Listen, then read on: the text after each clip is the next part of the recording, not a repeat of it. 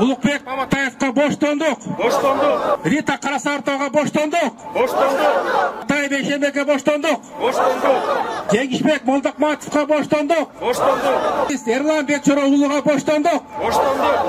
Бекназаровқа боштондук. Боштондук. Сия Сасыкбаеваға боштондук. Боштондук. Адилет Балтабай уулуна боштондук. Боштондук. Он 7 мартта Горький атындагы сейилбакта Кемпирабад иши боюнча кармалгандарды бошотуу талабы менен тынчтык митинг өтүп жатат. Бул тынчтык митинги алгач ошо аксы окуясында курман болгондорду эскерүү менен алар турбасында Куран окутуу менен башталды. Азыр болсо активисттер абактагы жаткан саясатчылардын, активисттердин жакындары бийликке өзүнүн талаптарын айтып жатышат. Саламатсыздарбы, урматтуу ушу бүгүнкү эскерүүнүн ушул жыйындын катышуучулары. Мына мындан туура 21 жыл мурда аксы окуясы болуп өткөн. Бүгүнкү биздин жаштардын көпчүлүгү бул окуянын кандай өтүп, эмне окуя болгонун чындыгында билбей да барып атышат. Себеби дегенде, мына ушу 21 жыл бою жүргөн кара пиар аксы окуясынын дагы көп чындыктарын тескери буруп таштады да. Баарыбыз айтып келатабыз. Мына ошо андан бери 5 президент алмашты. Ошо ар бир бийлик келген сайын убада берет. Аксы окуясы бул кыргыз мамлекетинин негизги өзөгүн, саясий өзөгүн бурган окуя болгон. Буну эстен чыгарбайбыз. Аксы окуясынын аягына чыгарабыз. Бирок тилекке каршы бүгүнкү күндө аксы окуясы унутулуп, ошол аксы окуясындагы түздөн-түз күнөөлүүлөр бүгүнкү күндө атталып атат. Мына ошол учурда Аскар Акаев бийликтин башында туруп, үзөңгү кууш кыргыздын мына ошо ата-бабадан Кырымдарга биздин ата-бабаларыбыз жайлап жашап келген жерлерибизди Кытайга өтүп кетип атканы боюнча маселе чыкканда, мына ошону Кытайга өткөрүүнү башталган бул окуя. Мына ушундай окуялар дагы кайталанбаш үчүн сөзсүз түрдө аксы окуясына адилет баа берилиш керек болчу. Мына ошондон кийинки өткөн 2011 жылкы Каргашалы окуя канча 100га жакын балдарыбыз атылып өлүп кетти. Мына кече күнү канча деген азаматтарыбыз үзөңгү куушты, Кемпирабадты коргойбуз деп алар да камакка камалышты. Эгерде ошо аксы окуясы ушу чегаранын 1 сантиметр жеринин канчалык баалуу экендигин элге, бийликке көрсөтүп туруп, сот адилет чечим чыгарып, татыктуу баасын алганда, мына ушул окуялар болбойт эле да. Болгонку бүгүнкү жыйындын чогулуштубуздун негизги максаты бул жалпы кыргыз элинин ушул маселелерге бүгүнкү учурда мыйзамсыз абакта отурган жарандарыбыздын акыбалына, алардын үй бүлөлөрүнүн акыбалына көңүл буруу. Анткени буга чейин дагы мына жарым жылдан бери бийлик тараптыбызда айтылган бир катар сындар, бир катар талаптар бири да аткарылган жок тилекке каршы. Мыйзамсыз аракеттер бүгүнкү күндө да уланып келе жатат, жана күчөп баратат күндөн күнгө. Мына бүгүн дагы канча айымдарыбыз, абакта жаткан айымдарыбыз оор операцияларды көрүп чыгышты. Оор операциялардан чыгышты, ошонусуна карабай абакта жатышат. Өтө кыйын абалда болуп атат, бирок тилекке каршы ошол нерселер дагы булар ошол нерселерди кош көңүл калтырып коюшту. Ийиндерин куушуруу эле биз буга жооп бербейбиз. Муну сот чечет дегендей эле мааниде таризилип атышат. Мен Клара Соронкулованын эжеси Нурия Соронкулова. Мен биринчи патриоттук сезим жөнүндө айткым келип атат Кларадан мурдачы. Биз мугалимдер патриоттук сезимге тарбиялайбыз балдарды. Элиңерди, жериңерди сүйгүлө деп. Чындыкты айткыла деп. Анан бирок азыркы заманда чындыкты айткандардын бардыгы, элин жерин сүйгөндөрдүн бардыгы монтип түрмөдө камалып атат. Эчтеке айта албай атат. Булардын күлөөсү коюлбайт. Күлөөлүүсүң сен бияка жатышың керек деп же ары камабайт, же бери чыгарбайт. Ушундай беспредел, ушундай акыйкатсыздык болуп атканда унчукпай жатканыбыз бул туура эмес. Элдер ойлонолу, ойгонолу, ушундай кантип болсун. Мына азыр чогулуп атабыз, бирок биздин эле ушерде Кемпирабадты коргоп жаткандардын гана туугандары. Мындай окуя ар бир адамдын башына келип калышы мүмкүн. Себеби болуп атпайбы көчөдө ар кандай окуялар болбогон нерселерде күнөөлүү киши күнөөлүү болбойт дагы, күнөөсүз киши күнөөлүү болуп калып атат. Ушундай кантип болсун? Мен өзүмдүн сиңдим жөнүндө айткым келип атат. Мына эртең туулган күнү дагы дагы. Чындыгында эле операция болуп, мына 12 килограмм арыктап, кичинекей болуп калды. Өзү бою кичинекей аял эле, бирок мындай биягы толугураак эле көрүнчү эле, азыр совсем кичинекей болуп калды. Эми бирөөлөр айтып атпайбы, кантип эле сопсоо жүрө эле түрмөгө түшсө эле ооруп калат деп. Түрмөдө жаткан киши билет, түрмөгө жатып чыккан киши билет ал жактагы шартты, ал жактагы абаны. Аба деген самый эң главный го. Ным жыттанып турса, сыз болуп турса, көк жыттанып турса, ошол жерде кантип адам оорубайт? Анан бирдеке болсо эле, ой, сопсоо киши эмес беле, анан кантип эле түрмөгө түшсө эле ооруп калат дейсиңер. Мына ар биринин башынан өтүп атат. Чекеден операция болуп атат. Сөзсүз эле Казакбаевтай болуп өлүп калгандан кийин ойлонобузбу кыргыз? Бизде өзү кыргыздын салтында бар, уругун эмесинде бар, дээринде бар. Сөзсүз өлгөндөн кийин анан баатыр кылып чыгарабыз. Антпейли, келгиле. Мынагы кемпир абат деп, элим жерим деп камалып аткандардын бардыгын ден соолугунан ажырады, жарым ден соолугу калды. Эптеп чыгара алайлы, аракет кылайлы. Кече күнү Атамбаевди чыгарганда эме деп айтып атпайбы? Садыр Жапаров, жыландын баласы дагы түрмөдө жатпасын деп. Жыландын баласы жатпаса, 71-ге чыккан кемпирине жыландын баласынан да жаман болду. Бул не деген көрүнүш? Эмне үчүн биздин чоңдордун сөздөрү менен кылган жумуштары дал келбейт? Эмне үчүн кесилишпейт? Ушундай да болобу? Кыргыз эл ойлонолу, ойгонолу. Мен силерди революцияга чакырган жокмун. Тополон кылгыла деген жокмун. Бирок болгондо чындыкты айтыш керек, деш керек. Баарыбыз айта берсек, бирөөнүн болсо бирөөнүн акылы жететтир да. Бийликте бир 3 киши отуруп алып эле бүт Кыргызстанды тополон кыла берсе болобу?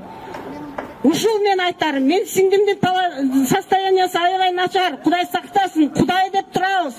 Жакшы отура албайт, жакшы тура албайт. Операция болду. Операцияда адам жарым жан болуп калат. Бакиевдин, Атамбаевдин, Жээнбековдун тагдырынан булар сабак албай жатышат. Ким бийликке келсе, биз өлкө келди деп ойлошот. Президент досу баласына, туугандарына бийликти өткөрөбүз деп ойлойт. Андай болбойт. Ага кыргыз эли чыныбайт. Кыргыз эли эч качан мындайга макул болбойт. Ошондуктан азыркы бийликке келгендер эшиң барда этеңи жый деген кыргыздын макалы бар. Убагы келгенде булар да кетет. Бирок мен каалап айтарым. Bir tönkörüş менен кетишин. Ошондон булар ойлонуш керек. Бетеге кетет, бел калат. Бектер кетет, эл калат дейт. Кыргыз эл эч жака кетпейт. Кыргыз эл ар дайым Кыргызстанда ээ болот. Бүгүн кабыл отургандар булар бошондукка чыгышат. Сөзсүз чыгат, булардын кылмышы жок. Ошондон ушул жерде чогулгандар, башыңарды бийик көтөргүлө, айрыкча жаштар. Бүгүн кабыл отургандар менен biz сыймыктанышыбыз керек, айрыкча биздин айымдар менен. Энебиз Ашаат Байна Сазыкбаева менен, Гүлнара Жоробаева менен, Клара Соронкулова, Рита Карасартова, Перизат Суранова, Оразайым Нарматова менен, жана биздин мырзалар менен биз сыймыктанабыз ардайым. Бүгүн балдары ыйлап жаткан болсо, бул балдар эртең сыймыктанышат, булар тарыхта калышат. Ошондуктан бул жерге келген жаштар, айрыкча келиндер, мен силерден суранам. Өзүңөрдүн күйөөлөргө силер сыймыктанышыңар керек. Келечек Кыргызстан силердин колуңарда. Булар баатырлар. Ошондон дагы бир жолу айтам. Биз сыймыктанабыз. Азыр кабыл отургандарга боштондук. Жерди сүйүү деген кылмышпы бул? Жерин берилмесин деген сөз кылмышпы? Ар бир адам өзүнүн огородунан бир метр жерин бесип кетсе, ошондо ич ачышып, ошого деле каршы сөз айтат го. Ошончолук эмеспи жер бир? Эми өзлөрүңүздөрдүн мүдөлөрүңүздөргө жеттиңиздер. Берилген жер берилип кетти. Сиздер азыр адамдын абалына караңыздар. Мына ошо түрмөдө жаткан Кемпирабад боюнча түрмөдө жаткан адамдардын аркасында мага окшогон картайган энелери, ата энеси, бала чакасы баардыгы ыйлап турат. Аны сиз өз башыңыздан өткөргөнсүз. жараткан насибети мынагу келе жаткан орозо айында кой берет деген үмүтүбүз бар. Анткени канча деген кишилерди кой берилип отурган, мисалы үчүн эми кечирип кой, эми тиги киши өлтүргөндөрдү деле мындай кечиримдүүлүк биз деп айтышат кой. Эми кечиримдүүлүк болгондон кийин эмне үчүн бул жаштарга кечиримдүүлүк кылбайт? Булардын эмне күнөөсү бар? Мисалы үчүнчү, булар жөн гана чындыкты айтууга не кыл, анын ордунда болсом мен деле билбей калыптырмын десе, мен деле бармактырмын, может, мен деле жаран катарычы. Айбектин азыр келинчеги декретный отпускада, 5 баласы бар, ата энеси карыган ата энеси бар. Анан бирок Бишкекте келиним аябай эле кыйын, анткени жалгыз 5 баланы багыш, тем более акыркы негиздөрөгөн ошол кичинекей балдар да аларчы. Анан ошолорду билип, эмеге деле сурануу катын жөнөткөнбүз. Азырынча ответин эмне үчүн биз Горький эстелигинин жанында турабыз? Бул бийликтин ошол тынч жыйынды өткөрүүгө каршы чыккандыгын белгисин берген. Горький менен Кемпировдун кандай байланышы бар? Тескерисинче бийликтегилер адамдардын суроо талаптарын, алардын үнүн угууну каалашпайт. Бул парта сейилбак. Биз адамдарга эс алуусуна тиги жолтоо болуп турабыз. Алар эс алганы келди. Биз талаптарыбыз бийлик айтылып атат. Мисалы 23-октябрда жөнү жок жерден эле жасалма иш токулуп кармалган жарандарды эмне үчүн ушул 6 айдын жүзү болду, эч кандай тергөөнүн жыйынтыгы жок, жасалма иш козгоп эле түрмөдө камап атышат. Негизи акыркы 3 жылдан бери Кыргызстанда адам укуктары буга чейин болбогондой кысым көрүп жаткандыгын биз баарыбыз билебиз. Анткени 2020 жылдан бери Жеңиш Молдокматов жана Эрлан Бекчороолу кысымга алынып куугунтук көрүүдө бийлик тарабынан.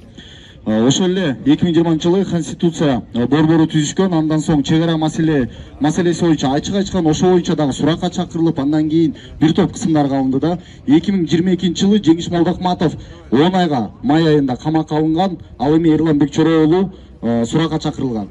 Ал эми 23-октябрда 2022 жылы Кемпироват иши боюнча ачык оюн айтып, Кыргыздын таламын талашып, улуттук кызыкчылыкты коргоо үчүн 26 адамды Кемпироват иши менен бириктирип камап отурганы баарыбызга анык. Ошондуктан урматтуу туугандар, баарыңыздарга маалымдап кетмекчимин. Азыркы күндө Эрлан Бекчороолу, Жеңиш Молдокматов 150 күн жана жалпысынан 417 күн абакта отурушат. Анан бир нерсени айта кетиш керек. Мекенди сүйүү бул кылмыш эмес. Адам укуктарын коргоо бул кылмыш эмес. Бизге азыр бийлик тараптан ушул нерселерди кылгандарды куугунтук алууда, бирок тарых таразалайт, тарых билет кандай мындай аракеттер кандай жагдайга каларын. Ошондуктан урматтуу туугандар, бардыгыбыз ынтымакта болуп, оор иш түшкөндө ушундай бири ишти колдоп жүрөлү. Анан ушул Клара Соронкулова, Конституциялык соттун судьясы, Атай Бейшенбек, Кыргызстандагы кыргыз жаштарынын эң алдыңкы өкүлү. Эрлан Бекчороев, мына ушул Кемпироват боюнча кармалгандардын ушул Перизат Суранова ар бирин санап отурса, жанагы социалдык тармакта отуруп алып сооп болуптур. Элге тынчтык керек, элге мындай керек деп таягылып отургандар силердин мээңер. Мен ушуларга айтарым, ушул Кемпироват боюнча кармалгандардын 30% дагы түзбөйт да. Кемпироват боюнча кармалгандар бул кыргыз жарандарынын, жарандык активисттердин каймактары. Мына ушуларды камап отуруштагы кыргыз бийлигине айыр алып келбейт да. Анан ушул мен ушу жыйындан чыккандан кийин камап кетсе деле кайылмын, мындай моралдык нерсени көтөрүп жүрүшөр. Ошондуктан ушул туугандарына сабыр тилейм. Кемпироват боюнча кармалган биздин жарандык активисттердин ушул бошотулушун талап кылам. Рахмат. Биз бүгүн ушул дагы да болсо адилеттүүлүктү жеткирели деп чыгып отурабыз. Бүгүнкү күндө биздин жолдошум Эрлан Бекчороолу мынакей 5 айдан ашып калды. Эч кандай күнөөсү жок, далилдери жок, абакта отурат. Андыктан туугандар чогулдук. Биз Эрлан Бекчороону эртерээк бошотулушун талап кылабыз. Анан ошол бийликке кайрылабыз да. Биздин балдарыбыз кичинекей, улуу кызым Эрланды алып кеткенде 3кө дагы чыга элек болчу. Балабыз болсо жаңы 1ге чыгып, жаңы гана басып аткан убак эле. Азыр мынакей кызым түнкүсүн атасын издеп, аталап ыйлаган учурларда мен эмне кыларымды билбей калам чындыгында. Эрлан үйдөгү жалгыз баккан адам эле, чындыгында биз азыр ушунчалык мындай азаптуу күндөрдү өткөрүп атабыз деп айтсам болот. Андыктан мен ошол бийликке кайрылат элем. Биз адилеттүүлүккө чакырабыз, мыйзам талаасына чакырабыз. Эч кандай күнөөсү жок, далилдери жок. Жолдошум Эрлан Бекшорову боштондук. Мен жубай болом. Акыл айтпаев жерим үчүн деп биринчилерден болуп чыккан. Себеби ошол жерде төрөлгөн. Ошол жерде төрөлгөн дагы ошол жерде окунуп бүткөндөн кийин 8 жыл жер комитетинде иштеген. Ошол жердин ар бир метрин билген адам. Биринчилерден болуп чыгып, мына бүгүнкү күндө 5 айга карап отурат, ал мыйзамсыз камакта отурат. Биздин талабыбыз бүгүн ушул саясий туткундарды чыгарсын. Биздин талабыбыз ошондой. Закондуулук болсун. Бүгүнкү күндө тергөө иштери бир дагы жүргүзүлбөй атат. Биз менен эч кандай жолугушууларды уруксат бербей атат. Гриф секретне деп коюп, даже сотко бизге киргизилбей атат. Соттор ачык болушун талап кылабыз. Боштондук, ден соолугу жакшы эле, аябай күчтүү адам, өзүн кармап, өзү айткандай боевой настрой менен жүрөт. Мен бардыгын, көпчүлүгүн билем азыр кармалгандардын. Бардыгы Кыргызстандын патриоттору. Бири дагы чөккөр жасамай деген ой болгон эмес. Бири дагы тупалың чыгарайын деген ой болгон эмес. Алар болгону кемпирабад берилбесин деп гана өздөрүнүн жарандык патриоттук сезимин негизинде чыгышкан батулдар болчу. Мына 5 айдан бери кармап отургандары бул бийликке жакшылык алып келбейт. Ошондуктан мен бийлик өкүлдөрүнө, бийлик жетекчилерине айтар сөзүм, эки нерсени аткарып коюшуңар керек. Биринчи, алардын бардыгын бөгөт чарасын өзгөртүп үйүнө кой берип, экинчи, ачык сотто жарандык активисттердин катышуулары менен, журналисттердин катышуусу менен күнөөсү болсо далилдеп, күнөөсү жок болсо кечирим сурап, ошол мыйзамсыз камагандардын жазасын беришин булар аткарыш керек. Мен Ишан Жубай болом. Ошо 5 айдан бери жолдошум ошо түзөтүп отурат. Күнөөсү болсо же далилдешпейт, күнөөсү жок болсо кой беришпейт. Мен өзүм боюмда бар. Уже майда деп айтты меничи. Анан мен билбейм качан чыгарат, эмне болот, вообще башаламан, эч кандай мындай эчтеке жок да, жөн эле кармалып отур. Анан мындай жаның күйөсүң да, ушундай болуп атса, ушундай мындай акыйкатсыздык болуп атса, айлам жок, эмне кыласың? Менин колуман азыр эчтеке келбейт, мен только тамагын берип, ал жактан кырсам менен жетсе жетпейт да. Азаттык, Кактус жана поликлиника дээрлик бардык эркин медиаларына бийлик тарабынан басым токтотулсун. Мыйзамсыз өз мекенинен айдалып, жарандыгынан ажыратылган белгилүү журналист Темировдун жарандыгы калыбына келтирип, өз өлкөсүнө кайтарылсын. Кемпирабад суу сактагычын коргойм деп мыйзамсыз камалгандар абактан бошотулуп акталсын. Өкмөт бюджетти толтуруу шылтоосу менен карапайым калктын капчыгына кол салып, жумушсуздук, жакырчылык маалында орто жана чакан бизнестин өкүлдөрүнө кысымды токтотсун. Өкмөт кысымдын ордуна контрабанда жана коррупция менен күрөшсүн, жумушсуздук маселесин чечсин. Бул талаптар аткарылбаса, биз мөөнөтсүз тынч митингдерге чыгууга аргасыз болобуз. Бул деген бүгүнкү кабыл алган резолюция. Горький атындагы Сейил бакта саясий туткундарды бошотуу талабы менен тынчтык митинги өттү. Бул жыйын 1,5 саатка созулду. Буга 100дөн ашык киши катышты. Аягында резолюция кабыл алынып, бийликтен саясий туткундарды бошотуу, сөз эркиндигине, көз карандысыз медиаларга кысым көрсөтүүнү токтотуу талабы коюлду. Кызматта Элвира Султанмурат кызы жана Айгүл Абасанова болду. Биз менен болуңуздар.